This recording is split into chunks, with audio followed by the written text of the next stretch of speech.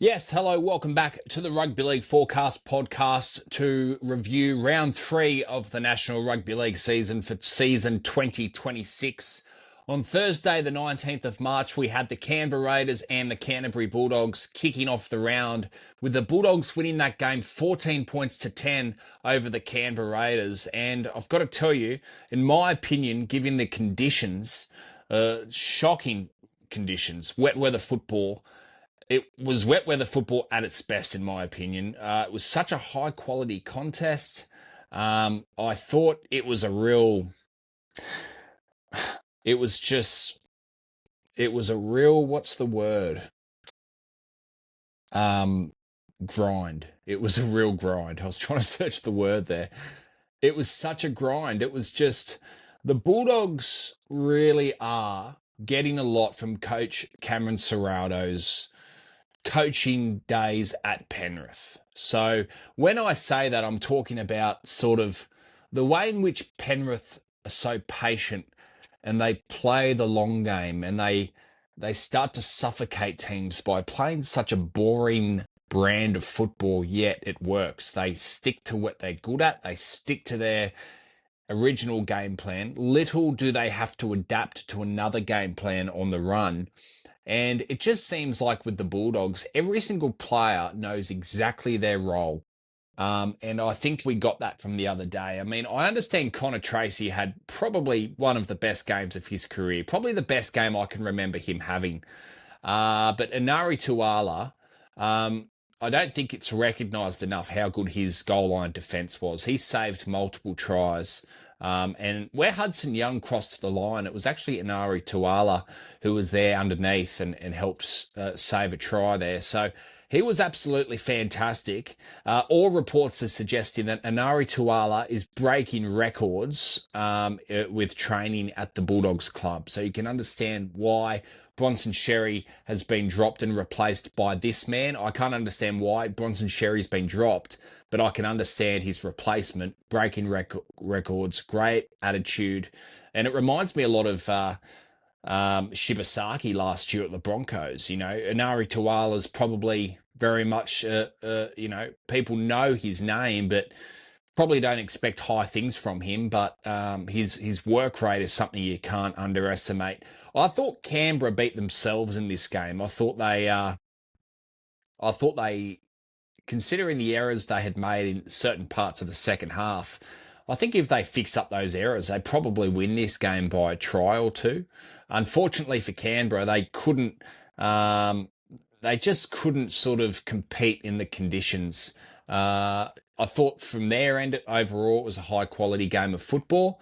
But I thought Canterbury were really good. Stephen Crichton, he was absolutely sensational. Kickow, Carraz.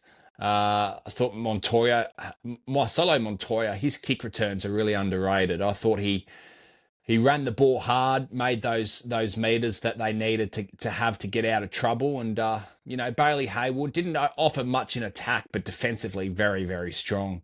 I just think the Bulldogs played the long game and it worked out for them. I thought, you watch a game like this, and I tipped the Bulldogs only because that they were the best defensive side of the competition last year, and it seems like that defense carries into 2026. They have been unbelievable in their opening couple of games. Round one, well, I probably shouldn't say they were unbelievable in round one, but I would say defensively they were. I thought defensively in Vegas they were pretty good compared to most other sides that played in round one. I thought Canterbury's defense really held up, and it did again against the Canberra Raiders, who have so much flair and attack. I thought Simi Sasangi, man, he's got to stay in that centre position now, I think. I mean, we understand what Matthew Tomoko can offer in attack. Defence, he struggles, and I think Simi Sasangi can offer a bit more in attack at the moment. He's originally a rugby union player, started playing league when he was about 13, 14 years old, but you can tell he's got that union skill about him. He's got that offload. Defensively, really strong. And I think Simi Sasangi has earned his way into the starting lineup every week now. I think Matthew Tomoko is going to have to rely on an injury to find himself back into the side. Sebastian Chris was strong. But at the end of the day, I understand Tom Starling went down at one point. Jaden Brayley made a really poor error off the scrum, and with his leadership and experience, you'd probably expect a little bit more. Perhaps I'm being harsh. At the end of the day, the conditions were absolutely terrible, as I mentioned earlier. But credit to the Bulldogs. I thought it was a tough grind. Ethan Sanders almost scoring in the final play of the game, but Connor Tracy held on to him. The final play of Canberra's attack of the game, and Canterbury slowed things down in the final 30 seconds in their attack, play the balls to unwind the clock and get the win. So congratulations to the Canterbury Bulldogs winning that game on Thursday Night Football, 14 points to 10. Now, Friday Night Football, how good was this on Friday night? We had the Roosters and the Panthers up against, that game first, and then we had the Melbourne Storm and the Brisbane Broncos. So all the NRL premiers from 2017 onwards. So pretty amazing effort there. Let's touch on the Roosters and the Penrith Panthers. The Panthers beating the Roosters 40 points to 4. That, to me, this performance from the Panthers was unbelievable. I understand since 2019 they've been a really consistent teams, and they've they've won pretty special games. But this, for me, was a standout game in Penrith's history since 2020. Through their dominance, this to me was unbelievable. You look at the strike that the Roosters have. James Tedesco, Mark Nawaqanitawase, Daniel Tupou. I understand Billy Smith was out, but for Talingi Palga, I thought did a pretty good job. Defensively he struggled at times, but in attack he offers a lot. I spoke about on this podcast when I was doing the Roosters season preview, and I spoke about how it will take time for Sam Walker and Daly Cherry Evans to connect. I also said that after 2 months it'll start to work, and that's my prediction still. I predicted a slow start from the Roosters, but my prediction is by the end of this season they will be firing as a halves combination. So if I'm a Roosters fan, I am really disappointed in that game, and I'm disappointed in the coaching. I feel like Trent Robinson doesn't get enough. He's won 3 premierships, I get that, but Wayne Bennett has won 6 premierships, and he's been moved on by multiple clubs. So, it depends on what you're being judged on, but I look at the Roosters lineup from 2020 onwards. They should have been at least in a grand final in over those years. And I think most Roosters fans would agree. They have high expectations at the club, which I think, in my opinion, is what makes them such a top team and makes them such one of the best clubs in the competition. And I understand they had a premiership in 2002, and then there was an 11-year gap, and they won one in 2013. But, I still in 03, 04, they made grand finals. 09, I think they got the wooden spoon. 2010, a grand final. They still had some good sides over those years, and they've always I was born in 1994, so when the NRL began in 1998. No doubt they've been one of the best teams that competition has seen since the NRL era. A grand final back in 2000 as well against Brisbane. But they're just not showing that Roosters mental toughness that I've seen over the years. And they should not be losing this game. I understand losing this game 40 points to 4. There should not be a 36-point margin in difference. I didn't expect the Roosters to win this game. And I think a lot of Roosters fans would probably sort of agree to an extent. But I do not if I'm a Roosters fan, I do not like to see so many points scored against them. And, multiple media coverages have covered their discipline and how poor it's been since 2020. Their discipline was shocking in this game. And I don't understand why they can't fix it. Surely it's been something that Trent Robinson's trying to be working at over the years, but it seems to be getting worse, not better. So that needs to be fixed. I feel like Trent Robinson should be under pressure. That's just my opinion. I know it's quite harsh and mean, but as a rugby league fan, I want to be real on this podcast and share my opinion. And if people don't agree with that, that's absolutely fine. Leave it in the comments and smash me. Go ahead. But at the end of the day, I think Trent Robinson should be under pressure. I think if the Roosters don't make a grand final this year, I think there should be real question marks on whether or not he can get, a superstar team, a team full of superstars back into a grand final at least. And, I understand he's a great coach, Trent Robinson. There's no doubt about that. But let's be real. He's been gifted a lot of great sides. Nick Politis and Mark Burris and the Roosters board have had a huge influence over the teams and the players that they've bought over the years. And no doubt Trent Robinson has got the best out of those teams, especially in 2013, 2018, 2019. But that's just not good enough from the Roosters. It really isn't. It's really disappointing. The only player I really saw give his guts in the jersey was James Tedesco. He's just the most consistent. For me, it's a no-brainer that he has to be fullback of New South Wales this year. Dylan Edwards has been on fire the first 3 years, but I just feel like James Tedesco, apart from that 2023 season, which I personally thought he still had a decent year, wasn't his best, but it wasn't as bad as what people were saying. I think Tedesco has to be the fullback of New South Wales. He's just such a consistent player. Billy Slater's the best fullback I've ever seen, but James Tedesco would have to be second. He really would be. He's just unbelievable. The Penrith Panthers are just so clinical. I was watching them closely when Cherry Evans was defending. And yeah, look, he didn't have his best game in attack. Defensively, I thought Cherry Evans was a bit better in this game than, say, against the Warriors back in round one. But I don't know. I just thought that, the way Penrith scored their tries on that left edge, they'd sort of, get Sam Walker or Cherry Evans to drop Angus Crichton and he'd run back at Cherry Evans, and then Mitch Kenny would find Leota and he'd run it towards Cherry Evans, and then they'd shift it to the right and then back to the left towards Cherry Evans. So they were targeting him and trying to wear him out. And even though Cherry Evans didn't miss a whole lot of tackles in this game, and crucial tackles, I genuinely believe that they went to his edge to exhaust him and then exploit him. And that's exactly what they did. And credit to the Penrith Panthers, only allowing 10 points to be scored against them over 3 weeks. That is, to me, that's the best start I've seen from a team since I've been watching the greatest game on earth. It is so good. To allow 10 points scored against you in the first 3 weeks, fuck me. I think I tipped Melbourne to win the comp, but I'll stick by it because I hate changing. But fuck, I should have had Penrith in the grand final. That they are so clinical, and I get it. It's round 3, but you've got to give credit to the Penrith Panthers. The second game on Friday Night Football, which was on the 20th of March at Amy Park, between the Brisbane Broncos and the Melbourne Storm. The statistic that allowed me to help tip Melbourne this game was they had won the last 10 in a row in Melbourne against Brisbane. And before kickoff, I thought, you know what? I'm going to change it to Brisbane. I thought, don't be stupid.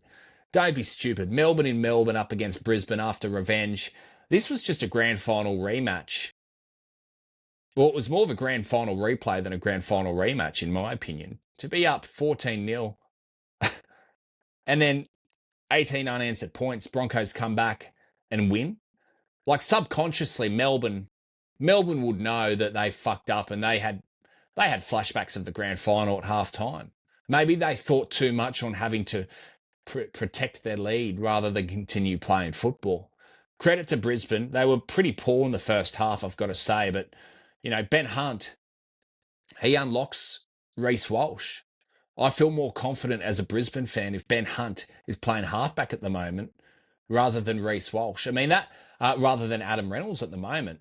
The way in which Ben Hunt can unlock the players around him. For example, that short ball to Jordan Ricky to score his second try of the match. Jordan Ricky has been really disappointing the last couple of weeks.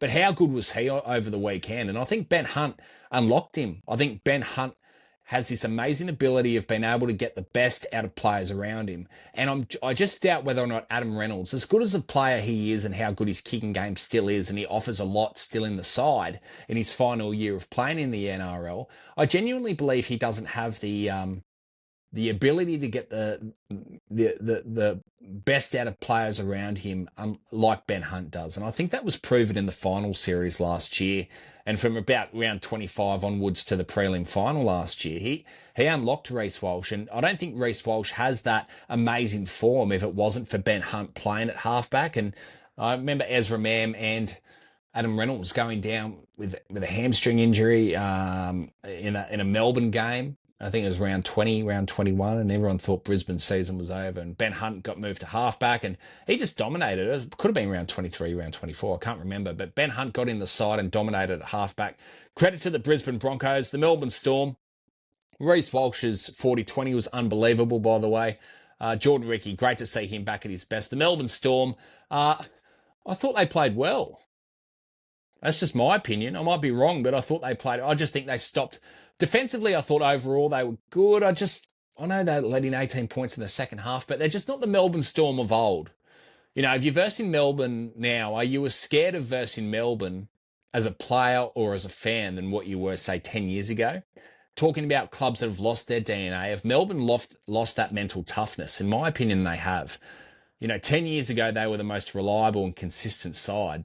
And sure, they still are one of those sides, but um, they've just lost that ability to shut out games.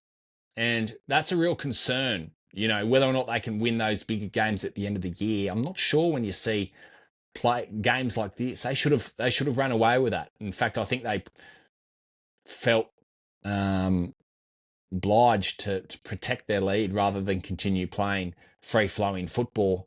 They looked like a team that were having fun in the first half and a team that really struggled in the second half and weren't having fun. Two different energies in that game. And I think Joe Chan has been unbelievable for the Melbourne Storm. Congratulations to the Brisbane Broncos winning that 18-14. On Saturday, the Newcastle Knights and the Warriors. I think on the podcast I tipped the Warriors, but on my tipping comp, I tipped footy. I think with about, hang on, I'm going to turn the fan on 1 sec.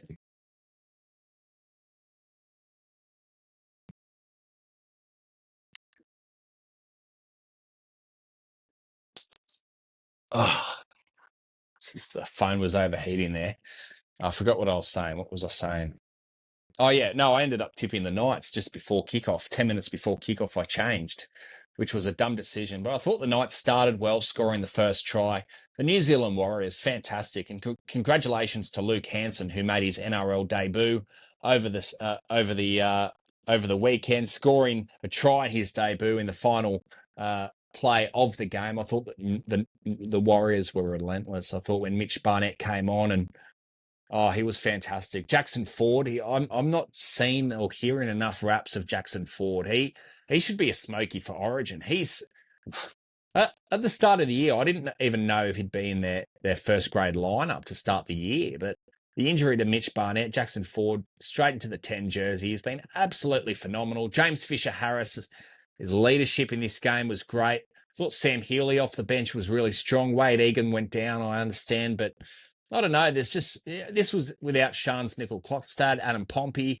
They just have this system now, the Warriors, where I didn't think they'd make the 8, but looking, I'm going to say it. Warriors fans might kill me here. I still probably don't have them in the 8, but tell you what, I mean, they got the Tigers in Auckland this week without Luai and Dewey. You'd think they'd win that game, and all of a sudden they've won 4 in a row to start the season. You don't get much better than that. You've got to give credit to them. Fantastic. Mitch Barnett was fantastic. Luke Metcalf expected to return in 2 weeks. Congratulations to the Warriors. And I might be wrong. I love the Warriors. They're my second favourite team. I hope I'm wrong about them not making the 8. But, I think it's harsh for me saying that, to be honest. I think I'm looking like a bit of a fucking goose. In fact, I know I am. But I just, I'm not sold on them yet. I want to be able to really trust them. Going to be interesting to see what they do when Luke Metcalf comes back. Tanner Boyd was sensational again. 3 games in a row and 3 tries in 3 games. 4 tries now in 3 games. He scored 2 in round 1, I think, against the Roosters. Fantastic from Tanner Boyd. His kicking game was electric as well. Tane Tuapiki was really strong. The Cronulla Sharks and the Dolphins. The Dolphins winning this 38 points to 10. Really poor game from Cronulla. Shit, they looked flat. They looked exhausted after about 15 minutes. The players had their hands on hips. They looked gas after 15 minutes. And I think a large portion of them feeling and looking so flat was, I think, Penrith just fucking wore them out in Bathurst the week before. I think Penrith really they didn't just mind fuck them, they physically fucked them. And a week wasn't long enough for their recovery after what Penrith did to them. Physically bashed them. And I reckon they were still carrying bruises and scars from that game. That's the way they played. I mean, that's the only reason I can think why Cronulla turned up like they turned up. And Blake Brayley, for me, has been their best player over the last couple of years. But I thought this was probably the most average game he's had in a couple of years. He didn't run much at all. I felt he was quite flat, didn't offer much in attack. And I get it. The Dolphins suffocated their forward pack. But at the end of the day, I expected better. Nico Hines was fuck. You're paying $1 million a year for Hines. He can't just turn up one game and go missing for two. He needs to be a lot more consistent on his price. He really does. Like, it's just, he's got to be better than that. He's got to get himself more involved, and he tried hard, but you've got to be better than that. You've got to, if you earn $1 million a year and you're not delivering every single week, then you have to question whether or not the club made the right decision on re-signing him for that price packet. I get they did it at the end of 2022. I think they extended his deal 2023 after he won the Dally M. But man, you've got to. I just think he has some great games and then he has some bad games, and I think 50% of them are phenomenal and 50% of them are pretty poor. So if he can just find a bit of consistency and have a more balanced game in rugby league, I think he'll go a long way into reaching a grand final or winning a premiership as a halfback of the club. But he's so up and down the way he performs, and I think that's one of the reasons why Cronulla, even though they've been a very consistent side since 2022, in my opinion, it's one of the reasons why they can't go that next level. And I've got doubts now that Cronulla won't be able to. I thought they probably could make the top four. Probably, I said in the preview, I think with their roster, they can make a grand final. I'm severely doubting that now. I just think the Dolphins, they're known as the best attacking team in rugby league in 2025, but defensively they were pretty poor. Defensively they were really strong today and in this game, and I thought Cronulla should have scored more points. I thought their defense was putrid. And I've got to say, I actually think they gave up in the final 20 minutes of the game. I think they thought, fuck this, let's just wait for next week. Yeah, I don't know. I just don't know if they're an 80-minute team, Cronulla. Yeah, I've got concerns over the Sharks, to be honest. I think they'll make the 8, but is it just going to be another one of those years? Like, if you're a Sharks fan, you must start getting frustrated. You would be proud of the club that made the finals every year over the last 4 years, but in saying that, you want to get to the next level, yeah? Like, come on, like, we want to get to a grand final, win a comp. Like, you can't just have the same old, same old. There needs to be improvement in performances from individuals and as a team. And to be completely honest, yeah, sure, they've made the last 2 prelims, but there's a difference between a prelim final and a grand final. And I think now I'm starting to realise why they haven't got to that next level. They need to be consistent at beating the better sides. And I don't have the Dolphins in my 8, but I've got the Cronulla in my 8. In my eyes, overall, Cronulla are a better side than the Dolphins. And I think Cronulla should have won this 38-10, not the other way around. Yeah, pretty concerning there from Cronulla. I think that was poor, a really poor game. And yeah, anyway, the next game, the Rabbitohs and the Tigers. The Rabbitohs winning this game 20 points to 16. I'm going to touch on Jai Gray. Fuck, what a tough little bugger. He is amazing. Such a great player. Jack Whiten was strong. I thought, hey, Massi Makasini's defense was really poor in this game, to be honest. I thought it was a bit quiet. Yeah, I understand that Jerome Luai and Adam Dewey got injured, which didn't help. I thought the fact that the Tigers ended up taking the lead at halftime was great. That's a fight back and a character of the side that previous Tigers teams haven't had over the years. And I think we started seeing signs of it last year. But this year, what I love about the Tigers is that there's real character. They look like a team that are enjoying their football. And I look at this side and I think, mate, they can make the finals. For me, I think they'll miss out only just. But at what point now is it next man up mentality? That's the thing too. Why? I first thought, Luai's out for a long period. So is Adam Dewey. It turns out Adam Dewey's injury isn't as serious as what we thought, which is great news. And Jerome Luai should return in 4 weeks. So I look at their squad. You've got Jerome Luai, 4-time premiership winning 5'8", led Samoa to a World Cup final in 2022. Api Coruscant's won 3 premierships. You've got talent there. You've got experience. Terrell May, in my opinion, top three best front rowers in the game. Like, really, I think Payne Haas, I thought Terrell May was the second best last year. I really do. Then probably James Fisher Harris. I thought Terrell May was unbelievable last year. Adam Fanua-Blake, I thought wasn't as good as Terrell May. I mean, Taruva, two-time premiership winner at Penrith. At what point now is it next man up, let's make the finals?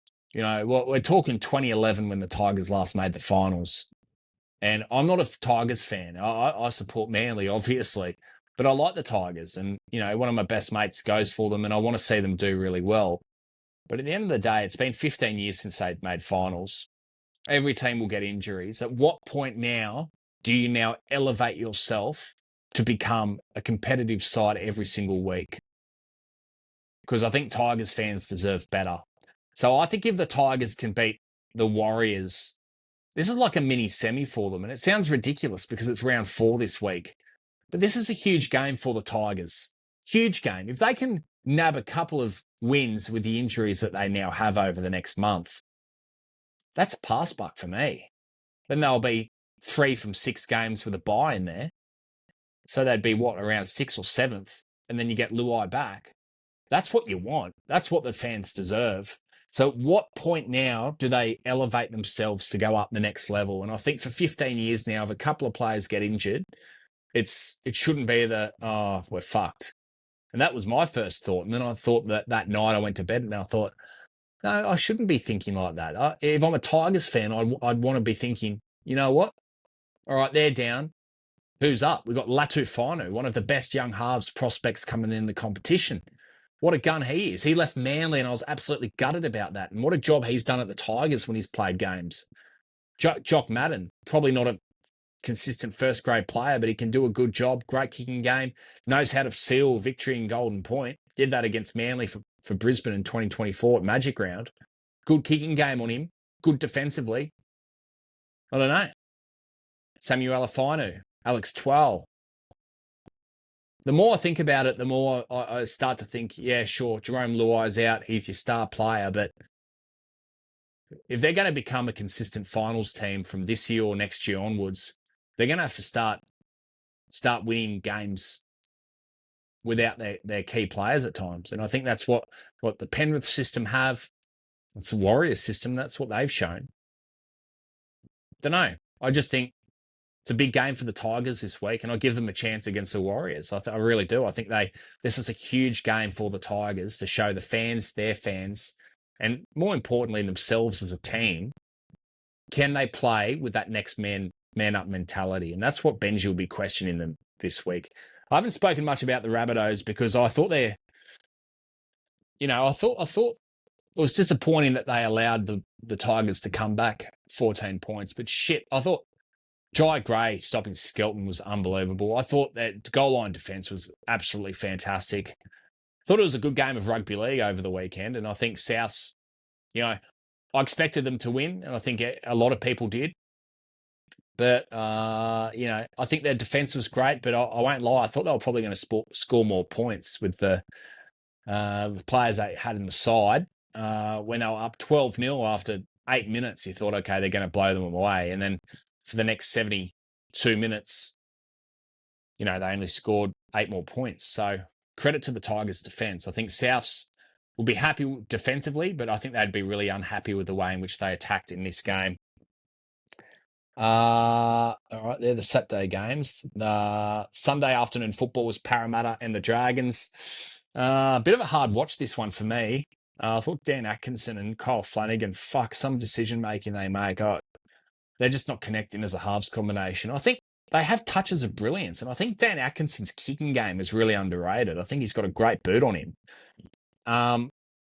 But individually, they're doing all right, but they're not connecting as a halves combination. And I get it. It's the third game that they've played together, so I don't want to be too harsh on that. But, to me, there's talk about them possibly being a wooden spoon side. I don't think they're going to get the wooden spoon. I think they've got too much quality in their side. And they showed that over the weekend as well. If they fix up those errors and those key errors, and they fix up those one-on-one defensive tackles on their edges, and they fix up their defense, it's important, throughout the whole game. But I think the Dragons, just watch, if the Dragons can take a leaf out of Penrith's book, be resilient, play the long game. I think they're looking for short-term success throughout games rather than long-term success, and getting in the grind and getting in there. I thought Parramatta, fuck that try to Josh Adokar to seal the game was so good. That try celebration was fantastic. I thought Parramatta were pretty good. I mean, let's talk about Parramatta after round one. Things were looking pretty fucking bad. Now they've beaten Brisbane in round two, the Premiers, and now they've beaten the Dragons. A lot of people would have given the Dragons a chance in this game, but you've got to give Parramatta credit. This was a hard game for Parramatta to win because I don't see the Dragons as a bad side. I think they're just a side that aren't connecting at the moment. They've been in every game. Golden Point in round one. They were up with about 15 minutes to go up against Melbourne in round two. And then round three, with 5-10 minutes to go, they were still in this contest. So they are in contests. They've just got to now capitalize on those opportunities when given to them. And they just made some errors and key moments of this game, which really let them down. Sometimes I feel that the Dragons lose in close games because they beat themselves rather than the opposition beating them. I think this is another example of that game. Taking nothing away from Parramatta, I thought they were good, but I don't know. I just found it a bit of a hard watch. I thought Riley Smith, the dummy half of Parramatta, he offers a lot in attack, but defensively he's really struggling. Like really struggling. Some of his defensive options we saw against Melbourne, Harry Grant ran straight through him. He didn't even touch Harry Grant. I think defensively, Riley Smith needs to tighten up that ruck defence. Talon Silva came on. I think that's the best game we've seen Talon Silva come on. The energy he provided off the bench, the stability and the confidence. Dylan Walker, interesting to see him start at 13 in this game. Jack de Belin didn't play, which I couldn't understand why. I thought Jack de Belin, he played for New South Wales Cup in the game beforehand.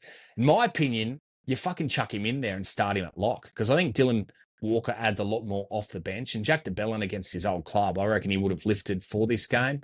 Couldn't understand that. But mind you, I'm not in the Parramatta training. I got no idea what's going on. But as an outsider and as a rugby league fan, someone observing, I would have thought that Jack de Belin should have been there without a doubt. Congratulations to Parramatta. I thought Bailey Simonson was really impressive as well. Isaiah Iongi was great. Junior Paulo really stood up. Really sad about Jermaine Hopgood doing his ACL, out for the whole entire 2026 season. One of my favourite players. Such a bummer. I feel really sorry for Jermaine Hopgood, and I wish his recovery. I did my ACL 11 years ago now, and it's not so much the injury, which is, it's the most painful injury I've ever had. I feel like someone shot your kneecap. But it's more the recovery that's just the worst thing about it all. So even though he would have been in a lot of pain, I think it's just the knowing that, oh my God, how much effort this takes to get out of bed every morning, put on a happy face and just try and do your best in so much pain. And yeah, I feel really sorry for Jermaine Hopgood and anybody for that matter that does their ACL, because from experience, I can assure you it is not fun. Credit to Parramatta. They found a way to win. Their defence has been very poor the opening 3 games, but hey, I tell you what, they've won 2 out of 3, so their attack is showing, that they can do a decent job. And I thought the halves combination between Jonah Pezzett and Mitchell Moses was really strong in this game. The final game of the round, Sunday afternoon football. This was North Queensland taking on the Titans. What a poo fest this was.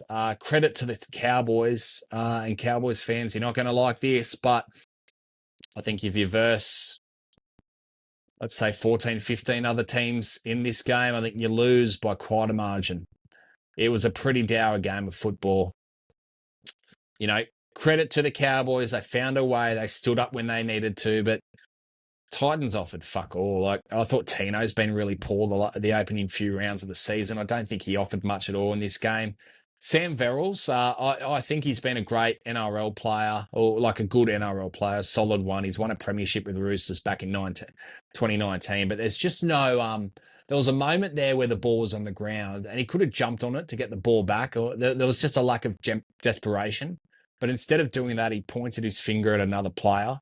And I thought, well, I don't know, there was a bit of finger pointing going on throughout the game. I noticed a lack of desperation, a lack of want from the Gold Coast Titans, which is highly concerning. I think Josh Hannay is their coach, and I think he's definitely their coach going, long term. And I think he's a great coach, and I think he'll be doing great things at the Titans long term. But they've just got to learn how to play what he's coaching, and how long that takes, I don't know. I think they've got the Dragons this week at the Gold Coast. I'm pretty sure in round 4 they have to win that. They have to win that. Jaden Campbell was great. Good to see him return. I thought, he offers a lot. I just don't know. I just Mo Fotuaika, a couple of errors. Fuck, they're just not connecting on the field. Off the field, they look like a happy club, but on the field, they need to start winning games, because 0 from 3, none from 3 is not ideal. And they've made it very hard for themselves from now on. Such a disappointing result too. I love the Gold Coast Titans, and it's a shame that there's so much hope through the preseason challenge. I think they lost the preseason challenge to 5 or 6 offloads to Parramatta or something. They were very close. But, I think they will improve over the next few weeks. We'll see them have a win within the next few weeks, I reckon. But credit to the Cowboys. They found a way, but it was just, just something about this game which looked like a real low-quality, poor game, and you just don't expect to see great things from these two sides for the rest of the 26 season, unfortunately. I hope I'm wrong. Or to a degree I do, because they're both Queensland supporters and I'm a Blues tragic. But in saying that, it's still early in the season. I mean, fuck, I remember Manly in 2021, 0 from 4. I genuinely thought they could have gotten the wooden spoon at one point, and then they end up finishing 4th. So you just never know. You never know. The Titans could win this week and then win most of their games for the rest of the season. Rugby league is a funny game. All right, well, that's the end of the podcast, the round 3 review of the NRL season of 2026. This is the Rugby League Forecast podcast, If you haven't done so already, please follow me on Spotify or subscribe on the YouTube channel. My name is Connor Moran, and thank you all very much for listening. If you agree or disagree, please leave it in the comments, and feel free to hammer me, as long as we're respectful to everybody within the comments, and share your opinions. And it's okay to disagree, guys. That's what I love about rugby league. It allows everyone to have different opinions at the same time. So go hard or go home, I say. Thank you very much for listening, and I really appreciate your support. Cheers.